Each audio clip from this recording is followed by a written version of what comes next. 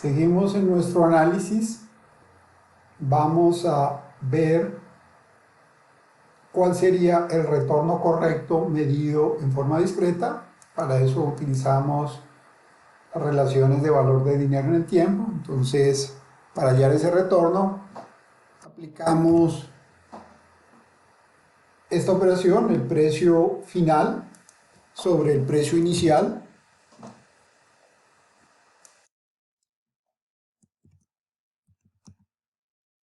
elevado a la... Vamos entonces a verificar si nuestro dato es correcto. Seguimos entonces, dividimos el precio final sobre el precio inicial y hallamos cuál es el retorno diario, simplemente dividiendo 1 entre el número de días y le restamos 1. Es una relación estándar de valor de dinero en el tiempo. Esto nos da menos 0.44. Vamos a darle un decimal más, menos 0.441. Y ahora vamos a hacer el mismo cálculo utilizando las relaciones de valor de dinero en el tiempo en forma continua. Tenemos entonces aquí que la fórmula equivalente en forma continua es igual al logaritmo natural del precio final en el mes 35 sobre el precio inicial en el mes 0 dividido entre el número de periodos. Vemos que este retorno es de menos 442, igual al que habíamos calculado previamente como el promedio. Esto nos muestra una de las ventajas que tiene el cálculo de los retornos en forma continua versus los cálculos en forma discreta, y es que una de las razones por las cuales podemos darnos cuenta de las diferencias es que este cálculo no es correcto, mientras que este sí es correcto. Lo que sucede es que cuando estamos hablando de retornos en forma discreta, como estos que tenemos acá, tenemos la distinción entre tasas nominales, que en este caso esta sería una tasa nominal, versus esta sería aproximadamente una tasa efectiva. Esta es la que aproximadamente sería una tasa, digamos, nominal.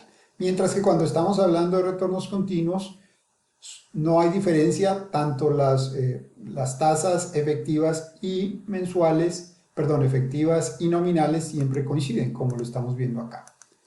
Entonces, esta es una de las grandes ventajas de los retornos continuos. Podemos hallar también la equivalencia entre estos dos valores. La fórmula para hallar el retorno discreto si tenemos el continuo es la exponencial del retorno continuo menos 1. Vamos a calcular. Igual, exponencial del retorno continuo, no importa la frecuencia con la que lo hayamos calculado, en este caso es mensual, menos 1. Entonces aquí verificamos si el valor es correcto, simplemente copiamos el formato acá y vemos que podemos transformar una tasa continua a una tasa discreta. Podemos hallar, ya utilizando las fórmulas de cada una de las maneras de calcular los retornos, discreta o continua, podemos calcular el retorno, en este caso efectivo anual. Simplemente sería igual a 1 más ese retorno discreto mes correctamente hallado, puede ser este o el anterior, elevado al número de periodos anuales, que son estos 12, y por supuesto le restamos 1. Entonces tenemos que el retorno anual, lo que ha rentado en estos periodos en forma discreta la acción de Nutresa es de menos 5,16. Veamos cuál sería el retorno anual si lo hallamos en forma continua. Simplemente es multiplicar este valor por también el número de periodos. Recuerden que lo teníamos mensual, esto es todo lo que hay que hacer. Entonces el retorno anual en forma continua es menos 5,30, más bajo que el retorno anual en forma discreta. También a esta fórmula, a este valor de aquí le podemos aplicar la fórmula de equivalencia. Comprobemos que nos da lo mismo, exponencial de la tasa continua menos 1. Pues fíjense, ya tenemos que calculado en forma directa o trayéndolo de la forma continua nos da lo mismo. Vamos ahora a hallar la volatilidad, que es en realidad lo más importante en estos modelos de valoración. Vamos a calcular una volatilidad mensual, a la cual por supuesto luego anualizaremos. Entonces, esta es simplemente, arrancamos con la varianza, una varianza, en este caso, sin calificativos. La varianza, por supuesto, muestral, no puede ser poblacional. Esta varianza que es mensual, si la queremos convertir en anual, la multiplicamos por el número de periodos por año que tenemos aquí, que es 12. Y lo mismo procedemos a hacer para el retorno continuo. Aquí no hay diferencia en la forma en que la calculemos, alrededor de 0.31, por supuesto si le ponemos algunos numerales, unos decimales más, vamos a encontrar que no son idénticas. Lo vemos ahí. Y además la voy a anualizar simplemente multiplicándola por 12 meses. Ahora vamos a hallar las desviaciones. Sabemos que la desviación estándar no es otra cosa que la raíz cuadrada de la varianza, lo cual aplicaremos acá tanto para la varianza mensual como para la varianza anual. Copiamos esta fórmula acá, copiamos esta fórmula acá y esta acá, y ya obtenemos los valores. También podríamos calcular la desviación estándar año simplemente multiplicando la desviación mes por la raíz cuadrada del número de periodos, que es 12. Pues por supuesto es solo álgebra. Entonces vemos aquí que los valores que obtenemos son muy similares entre los valores discretos o las varianzas o desviación estándar calculadas discretamente versus las continuas. Nos queda faltando estimar una pequeña corrección que viene de la distribución normal que habíamos revisado previamente, de cuál era la distribución normal de los retornos. Básicamente sabíamos que la media era phi corregida o restada, la volatilidad al cuadrado menos dividido entre 2.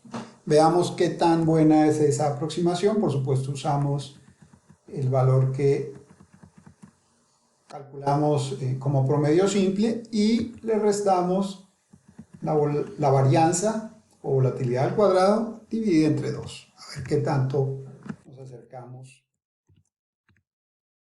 al dato correcto. Fijémonos que sí, que se parece mucho, o sea, de menos 0.289, si le restamos el sigma cuadrado medios, por supuesto tienen que ser consistentes, nos da un valor muy parecido. Recuerden que es una aproximación. Estos mismos cálculos se pueden realizar para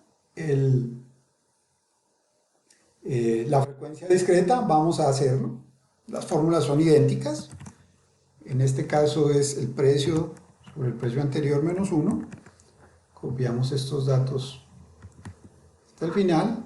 Y en este otro es el logaritmo natural, el valor actual sobre el valor anterior. Y también copiamos esto hasta el final. Y procedemos a hacer los mismos cálculos. Aquí es importante notar que no tenemos una frecuencia específica de 52 semanas, que serían las semanas típicas de un año, o lo que esperaríamos, sino que ponemos los datos reales de acuerdo a los números que tenemos aquí. Vamos a calcular entonces nuestro n en forma precisa, que va a ser igual a 12 meses multiplicado por el número de semanas, 152, dividido entre el número de meses que tenemos calculado, que sería 35. Nos da 52,11 semanas por año. Si calculamos el periodo en términos de año, pues no es otra cosa que 1 dividido entre ese número de periodos por año, nos da 0,019. Y podemos calcular específicamente los mismos datos que teníamos antes. El promedio simple del dato discreto, que sabemos no es correcto, el promedio simple del dato continuo, de la forma de cálculo continua, que sabemos que sí es el correcto. Comprobamos que no es el correcto básicamente aplicando la misma fórmula de valor futuro de los datos mensuales. En este caso tenemos un retorno de menos 0,05% y tenemos 152 semanas. Esto nos da 24.884, también estimado en forma incorrecta. Si utilizamos la fórmula continua, que es el precio por la exponencial de la media por el número de periodos, encontramos que es efectivamente el valor correcto, ¿ven? 22.960. Vamos a encontrar ahora entonces la media en forma correcta, también aplicando las fórmulas de valor de dinero en el tiempo, valor futuro, que es 22.960 dividido entre valor presente elevado a la 1 sobre el número de periodos. Cerramos el paréntesis y por supuesto menos 1. Este es el valor correcto. Vamos a ampliarle unos decimales acá, otros decimales acá, otros decimales acá, para que verifiquemos que efectivamente hay unas pequeñas diferencias. La forma en que podemos calcular el retorno utilizando los precios es esta.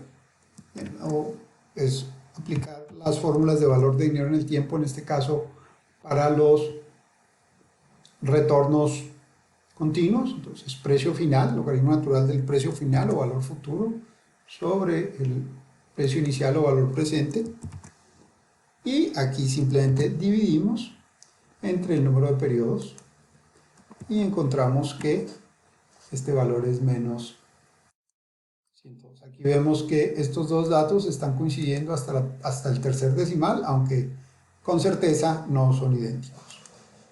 La fórmula para calcular el retorno discreto utilizando el continuo es la misma. No hay que hacer ningún tipo de cambio, es la exponencial de este retorno menos 1. Vamos a ampliar a ver si nos alcanzan a salir 3 decimales para que verifiquemos, 4 decimales, perdón, para que verifiquemos que efectivamente ya no nos sale. Vamos a ampliar esto. Vamos a reducir un poquito el tamaño. Coincide hasta el cuarto decimal, interesante, pero con certeza no es el mismo. Vamos a comprobarlo acá. Buscamos el tamaño y aquí ya vemos que hay una diferencia. Y que cuando utilizo la fórmula encuentro el valor corregido. Muy bien. También puedo hallar, y usualmente es importante hallar el retorno anual, uno más retorno semanal elevado, por supuesto, el número de periodos, que sería 5211, y bueno, esa sería la tasa efectiva anual de retorno. Y acá simplemente, si queremos calcular el retorno anual, simplemente multiplicamos el retorno mensual por el número de semanas que hay en un año y nos da menos 530. Fíjense que estos datos son idénticos a los que tenemos acá, calculados mensual, en forma continua o discreta, a los semanales calculados en forma continua o discreta. La razón por la cual nos da lo mismo es que aquí realmente lo único que nos interesa es el precio final y el precio inicial. No nos interesa la dinámica que haya entre esos dos periodos. Vamos a calcular el retorno anual discreto utilizando la fórmula. Y finalmente tenemos que calcular la volatilidad.